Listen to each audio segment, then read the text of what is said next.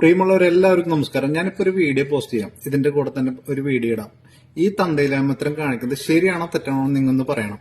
കാരണം ഈ ഒരു വീഡിയോ കണ്ട് ഇത് അനുകരിക്കാനായിട്ട് ചിലപ്പോ വേറെ പിള്ളേരായിരിക്കും അനുകരിക്കുക. കാരണം ഇപ്പൊ ഒരു കൊച്ച് ഒരു ചെറിയൊരു പാമ്പിനെടുത്ത് കളിക്കണതാണ്.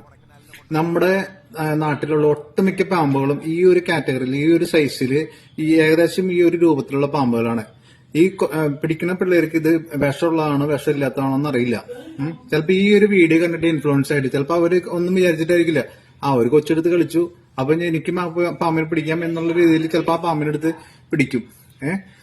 അപ്പൊ ഇതിനെതിരെ ഈ ഇങ്ങനെയുള്ള വീഡിയോ പോസ്റ്റ് ചെയ്യണവർക്കെതിരെ നമ്മുടെ പോലീസും ഫോറസ്റ്റും ചൈൽഡ് ലൈനും ആക്ഷൻ എടുക്കണം എന്നാണ് എനിക്ക് പറയാനുള്ളത്. കാരണം നമുക്കും പിള്ളേരുള്ളതാണ്.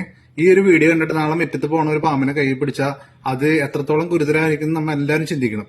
അപ്പൊ അതുകൊണ്ട് ഇതിനെതിരെ ശക്തമായിട്ട് പോലീസും ഫോറസ്റ്റും ചൈൽഡ് ലൈനും ആക്ഷൻ എടുക്കണം. ഞാൻ